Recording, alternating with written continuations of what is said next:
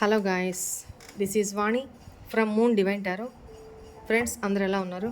నేను బాగున్నాను. I'm strong. Friends, ఈరోజు మీకు ఎలా ఉండబోతుంది చూద్దాము. ఈరోజు రోజు ఎలా గడవబోతుంది, ఏ విషయంలో మీరు జాగ్రత్తగా ఉండాలి, మీకు ఏంజల్ గైడెన్స్ ఏంటి చూద్దాము.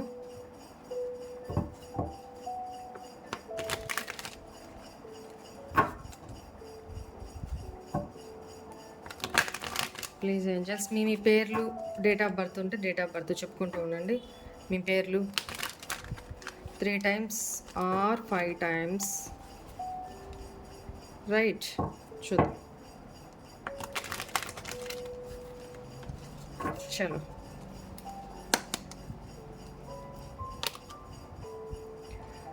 Nine of wands. ఎందుకు, దేనికోసం వెయిటింగ్ చేస్తున్నారు?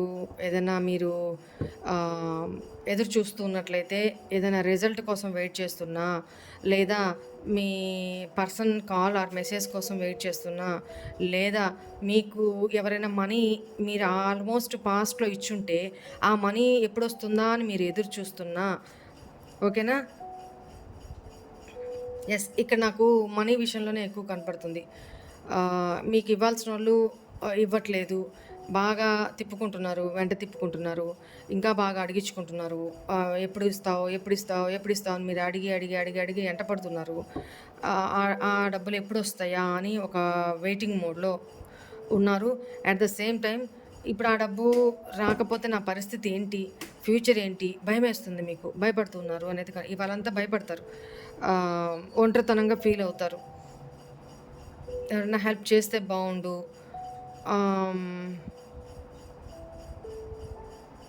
మనసు చాలా బాధపడుతుంది. అరే, ఇంత నమ్మిచ్చానే, ఇంత నమ్మి నేను వీళ్ళకి ఇంత ఇది చేస్తే వాళ్ళు మిమ్మల్ని చాలా రూడ్గా మాట్లాడటము, చాలా కేర్లెస్గా బిహేవ్ చేయడము మీకు బాధ కలిగిస్తుంది. చాలా ఫీల్ అవుతారనమాట.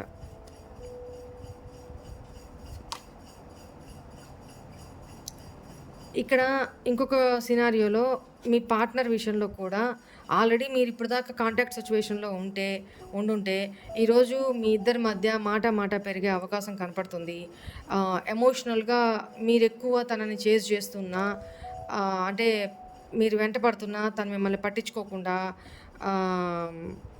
మీకు కాల్ మెసేజ్ చేయకుండా, మీరు మీ పార్ట్నర్ కాల్ మెసేజ్ కోసమో మీ పార్ట్నర్ టైం కోసమో వెయిట్ చేస్తూ మనసులో ఎమోషనల్గా దూరం అవుతూ ఉంటారనమాట. మీకు ఆ ఫీలింగ్ కలుగుతుంది ఈరోజు. ఏదో దూరం, మా ఇద్దరి మధ్య చాలా దూరం పెరుగుతుంది అన్న ఫీలింగ్ కలుగుతుంది, ఓకేనా? దానికి ఫ్యూచర్ ఏంట్రా బాబు, ఏంటి ఇట్లా అని ఒక భయపడుతూ ఉంటారు, ఒంటరితనంతో ఫీల్ అవుతూ ఉంటారు.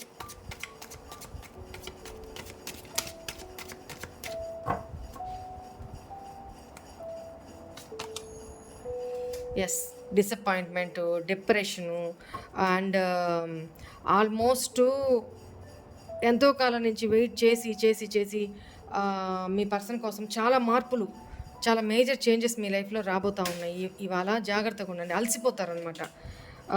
ఇంకా మేబీ మీ లైఫ్లో థర్డ్ పార్టీ సిచ్యువేషన్ కూడా ఏదైనా ఉంటే అది కూడా మీకు తెలిసే అవకాశం కనపడుతుంది. ఒకవేళ పాస్ట్లో తెలిసిన్నా, ఎమోషనల్గా ఇద్దరు దూరం అయిపోయినా, ఆ నెగిటివిటీ ఇంతటితో ఎండ్ అయిపోతూ ఉంది.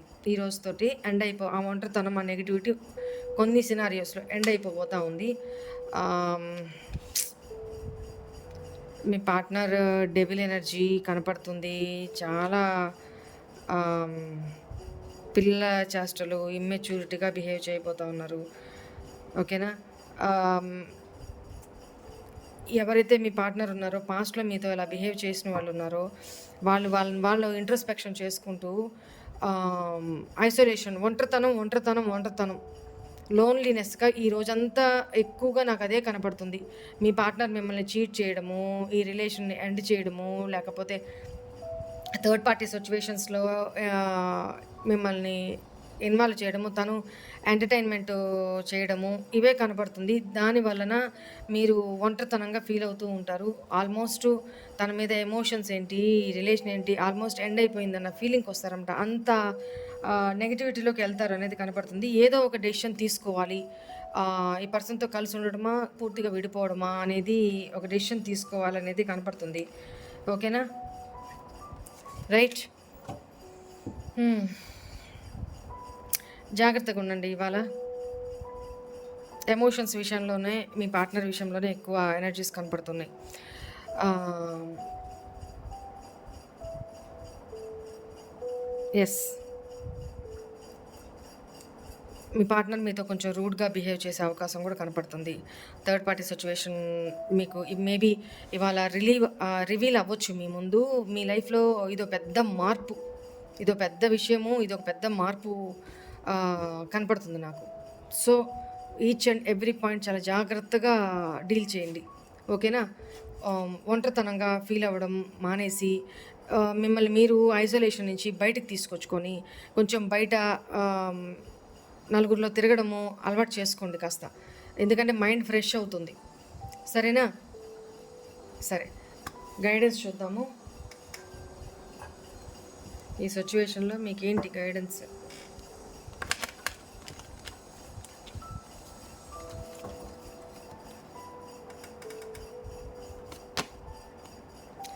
ఆపర్చునిటీ. మీకు కూడా లైఫ్‌లో ఏదో ఒక ఆపర్చునిటీ మీరేదన్నా విషయం గురించి తెలుసుకోవాలనుకుంటున్నా, దాని గురించి మీకు ఒక దారి ఏర్పడడం కానీ, లేదా మేబీ ఇక్కడ మీ పార్ట్నర్ విషయంలోనే ఆలోచిస్తుంటే ఈ సినారియోలో మీ పార్ట్నర్ గురించి ఏదో చెప్పాను గదా! ఏదో ఒక సొల్యూషన్‌కి దారి దొరకడము, ఏదో ఒక విషయం ఎవరో ఒకరి ద్వారా తెలియడము జరుగుతుంది.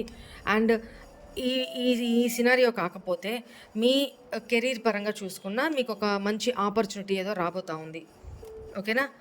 వెయిట్ చేయండి. తొందరపడొద్దు. వెయిట్ చేయండి. మీకు ఏదో అవకాశం ఏదో రాబోతా ఉంది.